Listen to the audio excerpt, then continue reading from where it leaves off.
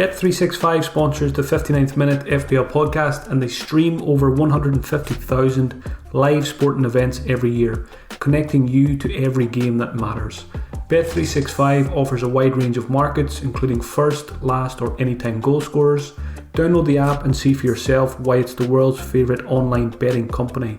And with the Bet365 Bet Builder, you can create personalised bets and calculate the odds for any football match right there in your hands.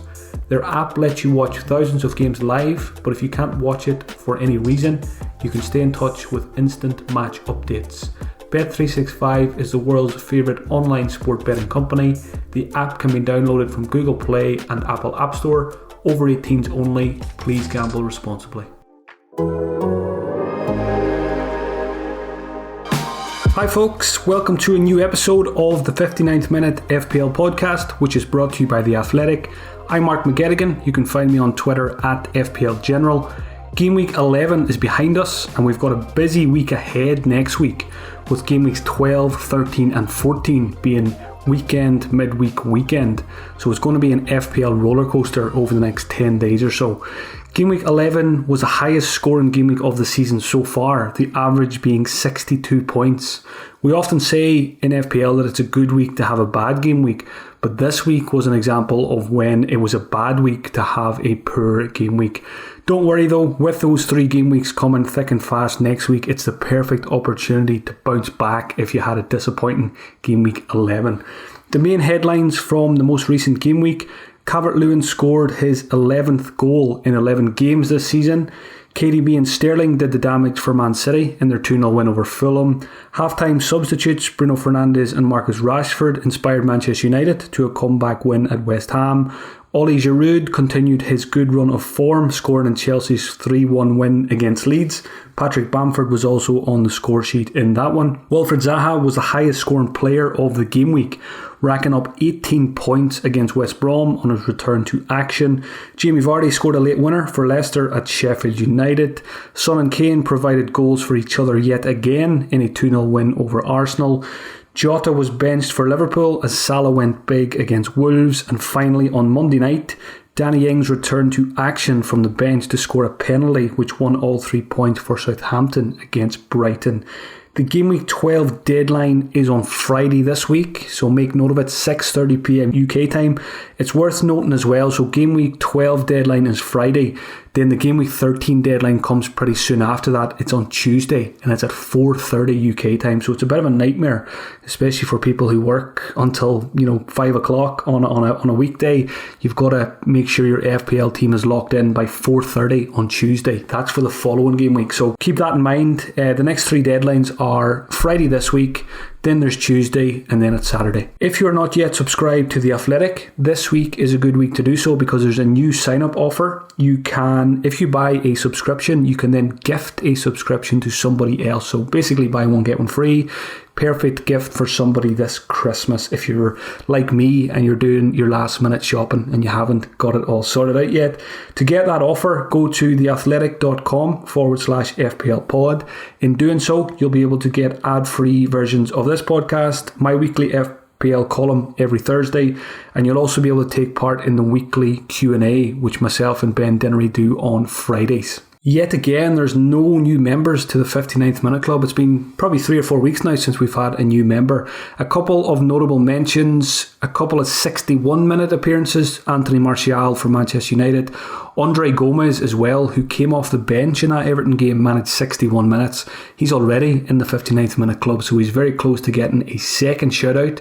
Christian Pulisic, another player who came off the bench in Game Week 11, he managed 60 minutes. And for Leeds, Jack Harrison, disappointing for his owners, he didn't make it to 60. He managed just 56 minutes and a 1-pointer. So we're well overdue a couple of 59th minute shoutouts. So hopefully Game Week 12 there will be more than one.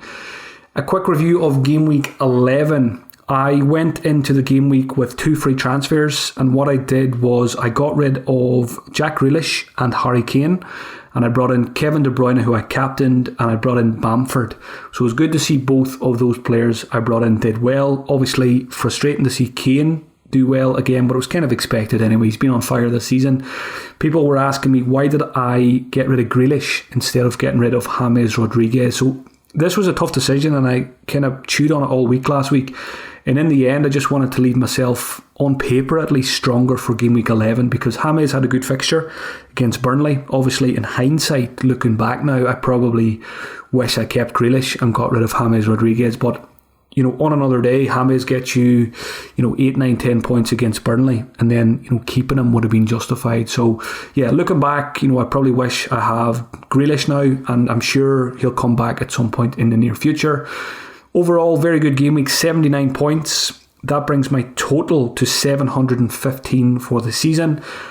It was a 4th green arrow in a row, so it's nice to see that momentum. I went from 77k to 53k. And I was having a look back this morning. I was asking, why have I got 4 green arrows in a row? And I think the main reason is captaincy. I went through a period a couple of weeks ago where captaincy let me down, and that affected my overall rank and my mini league positions. But 4 green arrows in a row, it's no surprise that I've hit my captain every week. So last 4 game weeks, De Bruyne got me 28. The 2 game weeks before that, Bruno Fernandes got me 20 and 22, and I think it was Harry Kane before that got me 18. So again, it just shows you it's so important, captaincy, in this game. If you can hit it often, you're going to rise through those rankings and up your mini leagues. The good and the bad, more good than bad this week. De Bruyne captain, Son got me 13. Good to see Bamford get an 8-pointer. Calvert-Lewin consistent as ever with a 6-pointer. Bruno Fernandes 6 points, even though he only played 45 minutes. Nice to see him pick up a couple of bonus points in that one. Robertson clean sheet, good to see that, 6 points there. And Walker Peters topped off the game week with a nice assist last night for that controversial penalty. The bads, the usual suspects here, are in Ramsdale, 1 point. I'm asking myself this week, I think there's a question about Ramsdale, so I'll come back to him, but I'm asking myself, should I just rip off the plaster, get rid of Ramsdale even for a -4 this week? So I'll come back to him. Chilwell, just 2 points against Leeds, but kind of expected that because I brought in Bamford, so I didn't mind too much that Chilwell didn't get a clean sheet there. James Justin, just 2 points for Leicester. He's actually been quite disappointing over the last couple of weeks. He hasn't returned too much, and I'm probably going to look to bench him as often as possible over the coming weeks. James Rodriguez as well, who I mentioned, another frustrating performance, just 2 points, and there's a very good chance he could leave my squad this week. So overall, my season is ticking along nicely. I've put myself in a good position to go on and have a big season, so hopefully I can continue the upward trajectory over the busy festive period. I'm still planning to hold on to that wildcard until game week 16, which is the last game week we can use it this season. A watch list update now. As usual, I'll talk about some of the players I've added and some of the players I've removed. So first of all, which players have I added to the watch list following game week 11? Straight away, the 2 guys I sold, I added straight back to the watch list because I'm sure I'll own both of them again at some point this season. Jack Grealish and Harry Kane. Grealish is probably most likely to come back in at some point in the near future. Kane, maybe someone I look at when I wildcard in game week 16. Wilfred Zaha has forced me to add him to the watch list again. He's just not going away this season, is he? He's having a very good season. We're all trying to fit in all the big hitters in midfield at the moment. Got the likes of Son and Grealish as well. So it's hard, it's hard to fit someone like Zaha in at the moment. Again, I'm unlikely to buy him in the near future, but I think I'll have to take a look at him on my wildcard if he keeps doing it. A couple of players who returned from injury in game week 11 as well are back on my watch list. Trent Alexander-Arnold and Danny Ings. Much like Zaha, I can't see myself buying either Alexander-Arnold or Ings before I wildcard, quite simply because they're just back from injury. There's a lot of games coming up. Will Trent and Danny Ings play 3 games in a week next week? I don't think so. Surely there'll be some reduced minutes there to make sure they don't pick up injuries again. So again, these guys are on the watch list probably for when, wildcard for me, game week 16 is only 4 game weeks away now. So yeah, I'll come back and look at those guys when I'm making those wholesale changes. A couple of Manchester City guys have been added as well. John Stones, don't switch off the podcast, 4.8 million. He's played 90 minutes in the last 2 games. Now this is not, I certainly wouldn't go and buy John Stones at the moment. It's just one I want to keep an eye on, because if he can become a regular again, which, he could, Pep's he's been leaving Laporte out of the starting 11, which has been a bit odd over the last couple of weeks. If Stones continues to play well, there's no reason why he couldn't maybe get his place back. Now, I don't expect to happen. I would expect Diaz Laporte to be the preferred pairing over the course of the season, but it's just that price tag, 4.8 million for John Stones. It's one to keep an eye on. Don't go and buy him. Let's give him maybe another 2 or 3 weeks, and if he can continue to get starts, it's a bargain for a Manchester City defender. Sterling as well, he was on the watch list a few weeks ago. He's back on it now. Good to see him back amongst the points. I think it's been probably 5 or 6 games since he scored before the weekend. He looked good in that Manchester City game against Fulham, and it wouldn't surprise me now. He's the kind of player, once he gets a couple of goals, he could go on a run over the festive period. Again, very hard to fit Sterling in, because I think KDB, Salah, Bruno are the 3 midfielders we're trying to fit in. If Son's there, you don't really want to sell Son either, so it's very hard to fit Sterling in. It's probably one of those, if you already have him, you might want to keep him now after a good performance. But yeah, it's very hard for us non-owners to bring him in. Which players have I removed from the watch list? A couple of injury-related ones. Mikel Antonio, Edinson Cavani and Hakim Ziyech all have injury issues, so I'm not interested, especially during this busy period. Hector Bellerin is gone from the watch list. Now, he did look good. I watched the highlights yesterday. He did look pretty good going forward against Spurs, but I just don't have much interest in an Arsenal defender at the moment, or any Arsenal player for that matter.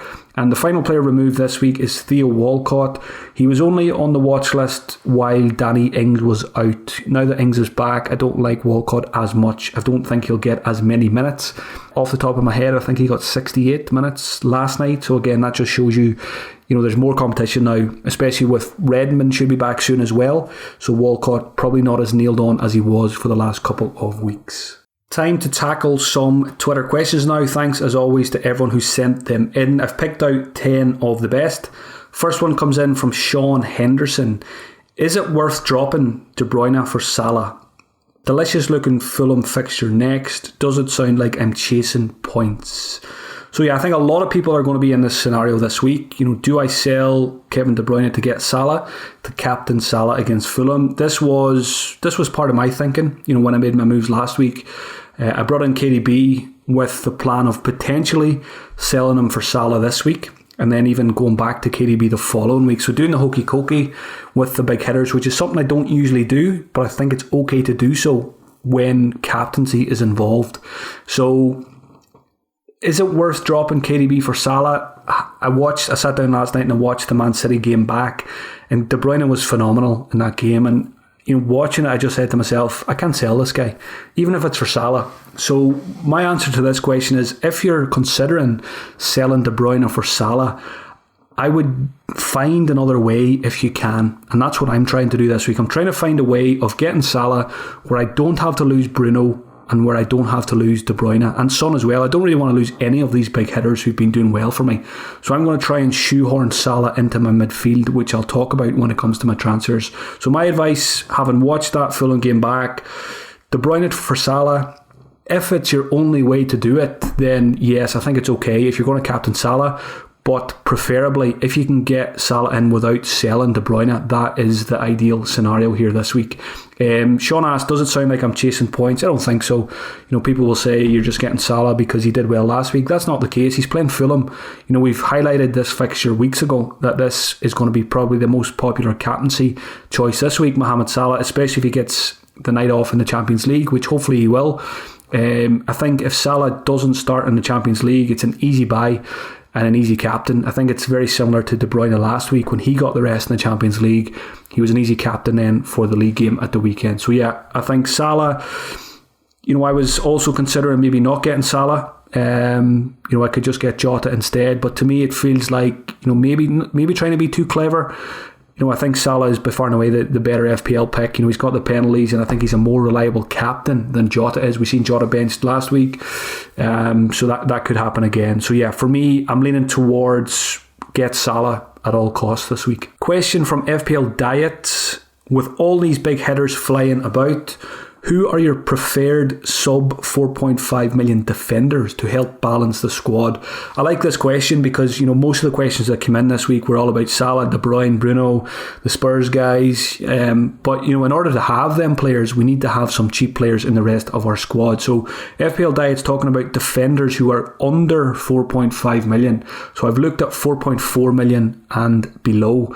And this is a market I may be in myself this week if I'm going to get Salah in without losing Bruno or KDB. Now, I went through all of them and I picked out the ones that I think are decent options. I don't think any of these are excellent options. I mean, at the end of the day, they're 4.3 and 4.4 million defenders. So I've got Balbuena at West Ham is 4.4. Charlie Taylor at Burnley is 4.4. As is Alioski at Leeds, who's quite interesting. He's been playing left back a lot recently. He is always a slight rotation risk. Dallas could go back there and Alioski could drop out. I think Alioski was subbed at the weekend, so that is slightly worrying. Maybe that's a sign he won't start every week. At Brighton, there's a couple of 4.4 million options as well. Webster, who's always a threat from set pieces. You've got Ben White as well, who often plays in midfield. Newcastle have got Jamal Lewis, a left back. He's 4.3 million. And at Fulham, there's Anthony Robinson, who's been very impressive at left back. He's a very, very good player. No attacking returns yet this season for Robinson, but I think they will come. So there's a few options for you to consider from the sub 4.5 million bracket. If I had to pick one, I'm gonna spoil my transfer section now, but I may have to go for a 4.3 million defender if I get Salah this week. So I like Lewis. Especially for me with a wild card, it's only short term. I'm only going to have Lewis for 4 weeks. He's got two decent home fixtures in there. I think it might be West Brom and Fulham. Obviously, I need that Newcastle game to go ahead this week to be able to do that. But I like Lewis as a short term option. Long term, probably Charlie Taylor. You can't really go wrong with a Burnley defender. And the Brighton guys and Balbuena is probably fine as well. Alioski is probably the most exciting pick here, but he's probably the one that comes with the biggest risk factor as well. So there's a few options for you to consider. Question from Sean. Sean, like myself, Sean says, I've had Ramsdale in goal since game week 1. The law of averages tells me a clean sheet is surely around the corner. Would I be stupid to sell him after owning for so long without solid returns? So yeah, I'm in the same boat here, Sean. Basically, I think we've made a mistake keeping him for this long. Sean says, the law of averages tells me a clean sheet is around the corner. I don't really see it that way. The law of average to me tells me that Ramsdale is never going to keep a clean sheet this season. 11 games, no clean sheets. They look like conceding in every game. So for me, I've had enough. I may even get rid of him this week for a -4. Now, the closer I get to wildcard, the harder it is to justify taking a -4 for Ramsdale. But if I look at the next 4 fixtures before I wildcard, do I see any clean sheets for Ramsdale there? Possibly not. So it could be possibly 8 points over the next 4 games. So if I took a -4 for a goalkeeper, let's say I got McCarthy, basically I would probably only need 1 clean sheet in 4 from McCarthy to pay back the hit, or at least to break even.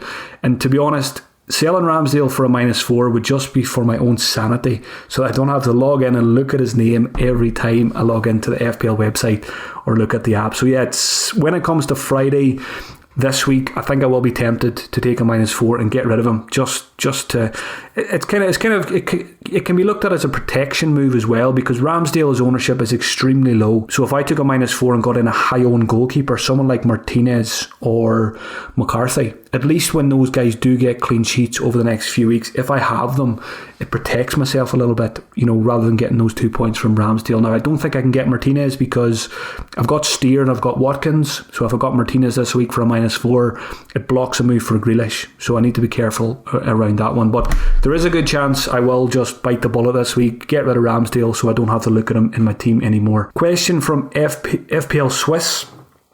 Is the goal scoring rate of the likes of Zuma and Vestergaard sustainable? Their record this season is phenomenal, but I'm afraid that when I buy them, they will stop scoring. So Zuma's got 4 goals for the season. Vestergaard has 3 goals, so very, very good numbers for centre-backs. What are my thoughts on these two? I think, is it sustainable? Probably not. But do I think they can still score, another, 3-4 goals over the course of the season? I think they could. I think the reason for that is the deliveries. Vestergaard has Ward-Prowse on the corners, And at the weekend in particular, Mason Mount's deliveries were excellent. He landed the ball on Giroud's head 3 times. We're seeing Zuma get plenty of chances this season from set pieces. He's very powerful in the air. So I like these two. I do tend to go for fullbacks when it comes to FPL defenders, but I think if you're looking for centre-backs this season, or you don't mind buying a centre-back, I think Zuma and Vestergaard are still very good picks. Don't not buy them just because you think it won't last. If they've got Ward-Prowse, the likes of ZH, Mason Mount, delivering balls into them, there should be more goals there for these guys. And also, Chelsea are very good defensively. Southampton are capable of clean sheets as well. So you're not just buying them for attack and returns. You're buying players from 2 pretty good teams who I would trust in terms of clean sheets as well over the course of the season. Next question came in from FPL Mahir. Is Son a must-own at his current price? Is he acting as a premium now? The answer is yes and yes. I always say no player is essential, but look at Son this season. I think he's the first player to break 100 points. Effectively he's an out of position option. He's basically playing up front. Kane's the one playing the through balls to Son, so he's a midfielder basically playing as a forward. He's cheaper than the likes of KDB, Salah and Bruno, but he's performing better. I think he's the highest scorer in FPL this season, or at least he's top 2 or 3. So yeah, he's looking like a must-have this season, and he is acting like a premium midfielder. He's in my team, and I've got absolutely no thoughts to sell him. Question from Crate Digger: should we keep the faith with Jota or spend the cash on Trent instead? I think the fact that Trent is just back from injury, I would be a little bit wary of going in there, because I think there's a good chance, especially over those 3 game weeks over the course of a week, that he'll probably miss one of those, I would imagine. Maybe not, but that would be my guess.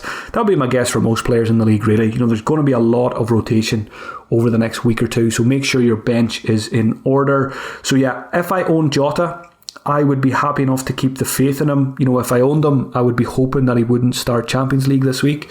I think there's a good chance that he might, though, given that he didn't play the Premier League at the weekend. But even still, if he doesn't get 90 minutes Champions League, I would be happy enough to keep him and start him against Fulham. Question from Frankismo: is it safe to go Bruno, De Bruyne, Salah, Son in midfield, even if it means having strikers like Bamford and Calvert-Lewin with no premium defender? So I think a lot of us are probably asking ourselves this question this week. Can we go huge in midfield, possibly bigger than we've ever gone in midfield in FPL, to squeeze in Bruno, De Bruyne, Salah and Son? I think it's fine. I think it's absolutely fine, because these guys are very, very consistent, and they're all very, very good captaincy options as well. So we've got the likes of Bamford and Calvert-Lewin, who are very good value up front. There's a couple of other strikers you could throw in there as well. I sold Kane last week, so I've moved to 3 budget strikers. I've got these 2, and I've got Watkins as well. So that tells you I'm happy enough to go heavy in midfield, a bit cheaper up front, and a bit cheaper in defence as well. I've got Robertson and Chilwell, so I do have 2 premium defenders, but I may lose one of them this week to get Salah in, which I'll talk about more soon. So yeah, I wouldn't be afraid of loading up on midfield. It doesn't have to be long term. You can attack it for the next couple of weeks, and you can always lose one of them at some point in the future as well. Question from Chelsea Stan. Definitely a biased question here. Are Reece James and Ben Chilwell the new Trent and Robertson? So far this season, I think they're showing all the signs that they can be the new Trent and Robertson. They're obviously a lot cheaper than the Liverpool guys. Chilwell, I think, is probably the best defender in the game this season. Every time I watch him, I'm just glad I have him. If you don't have him, I would probably look to buy him. And on the other side, Reece James, he's nailed down that place for himself now. He looks good going forward as well. Great deliveries from open play and from set pieces. So I do like that Chelsea fullback double up. The fixtures might not be great short term, but over the course of the season, I think those 2 are going to score plenty of FPL points. Question from Correlation Causation: rank the premium assets through game week 15. So over the next few weeks, how would I rank them? I would say number 1, De Bruyne, number 2, Salah, and there's not much between those 2 really. Number 3, Bruno. Again, not an awful lot there, but fixtures are probably better for Liverpool and City. So KDB number 1, Salah number 2, Bruno number 3, and then the number 4 slot I think goes to either Son or Kane. I don't think it matters too much which one you have. Comes down to personal preference there. I've got Son. If I had Kane, I'd be happy enough to keep him as well. So yeah, that's my scenario, or that's my ranking, and I'm hoping to own all 4 of KDB, Salah, Bruno and Son by the time the weekend rolls around. Final question for this week from Avid FPLer: assuming you're dead ending your team for the Gameweek 16 wildcard, who is a differential risk you have your eyes on for the next couple of weeks? To be honest, I'm not really looking, I'm not going out of my way to look for differentials just because, I can take a short-term punt on someone before the wild card. I'm just focusing on the guys, as usual, who I think are going to score me the most points. But I have had a look at my watch list and I've sorted it by ownership. And I've picked out one player from each position. So if you are someone who's wildcarding like me, Game Week 16, you can take a short-term punt on someone. Diaz at Manchester City is still very low owned. If you're on Twitter, it might feel like a lot of people have him. He's only in 3.3% of teams, so I like Diaz as a defender differential. Rafinha from Leeds as a midfielder is just 5.4% owned. And up front, Danny Ings, yes, there's some risks about how much game time he'll get over the next few weeks, but we know when he plays, even if he misses one game, he could do very well over the next 4 or 5. So Ings is owned by just 5.9% of managers. So there's a few differentials. Very unlikely that I'll buy any of those guys. The most likely one would probably be Diaz, but I'm focusing on my midfielders and strikers with my transfers this season, so unlikely that I'll get any of these. It's hard to fit them in because I'm quite happy with my squad. I'm not looking to get rid of too many assets. Thanks as always for the questions, folks. As always, every Monday night, keep an eye out on the FPL General Twitter account so you can submit yours. Game Week 12 captaincy and transfers. Now, we'll start with captaincy. I've noted down the best options. I think the standout this week, Mohamed Salah away to Fulham. Hopefully he gets the night off in the Champions League midweek. I think Jamie Vardy is a good option as well. He's got Brighton at home. Son and Kane play Crystal Palace away. I think that's fine as well. Bruno and KDB play each other in the Manchester derby. Very hard to predict how that one's going to go, and I think it's even harder to predict which of Bruno and KDB are going to come out on top in terms of FPL points in that one. A couple of other ones if you're feeling risky: Danny Ings against Sheffield United or Timo Werner against Everton away. But yeah, I think this is a week where I don't think it's one to overthink. I think Salah is going to be the runaway favourite, and for good reason. He's having a very good season. He's playing Fulham, who concede plenty of goals. I think it's Salah this week if you have him. Transfers, I've got one free transfer. I want Salah captain. I mentioned earlier there is another option for me. If I wanted to avoid Salah, I could just get rid of James Rodriguez and get Jota and hide behind the sofa when Liverpool play. But I made a captaincy matrix, and I've been talking about the matrix for the last couple of weeks. The idea I got from the FPL Black Box. I think it's really helped me. Last 4 weeks I've hit my captains. So I think I should focus on that, having the best captain as often as possible in a game week. So this week I think Salah is the best captain. So I'm going to go out and buy him, and I'm going to give him the armband. So I'm going to keep it simple and follow that captaincy strategy. The options to get Salah, I think I've got about 2 million in the bank, 1.9. I could do one of Bruno or KDB out for Salah, but as I mentioned, I don't really want to sell these guys. They're very, very consistent, and both of them could do well in that Manchester derby if there's goals for both sides. Last night I stumbled upon a -4 that I quite like. I like it more than selling one of my big hitters. So what it would be is Robertson, who I love, but if he allows me to get Salah, I don't mind losing Robertson. It's at the end of the day, it's 4 weeks I would lose him for. I could always get him back on a wild card. So if I got rid of Robertson for a 4.3 million defender, it would allow me to get rid of James Rodriguez and get Mohamed Salah. And that would give me the midfield 4 of KDB, Bruno, Salah, Son. And it leaves me with a strike force of Calvert-Lewin, Bamford and Watkins. So to me that sounds pretty good on paper for the next couple of weeks. It would leave me with Chilwell as my premium defender, and then a lot of 4.5 options, which is fine because they all play, and they actually rotate quite well in terms of fixtures for the next 4 game weeks as well. So that is my favourite option at the moment. Now the problem, as always, I've got 0.0 million to do it, so I need to be very careful this week with the price changes. I need to keep an eye on it. I may need to even act tonight or tomorrow night if I want to get Salah in that way. What I like about that one is it gets rid of Rodriguez, who's a problem for me anyway. If I was to get rid of Bruno or KDB this week and then get Salah back the following week, or reverse that transfer the following week, I've still got James then who's a problem.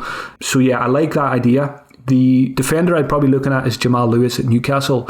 Now, the other issue there is there's still some slight doubts over that Newcastle game. I think they're back in training today, so hopefully that Newcastle game does go ahead at the weekend, because I would like to play Lewis this week if I buy him. So Lewis would come in because I would start him in Game Week 12 against West Brom at home. I would start him also in Game Week 14 against Fulham at home.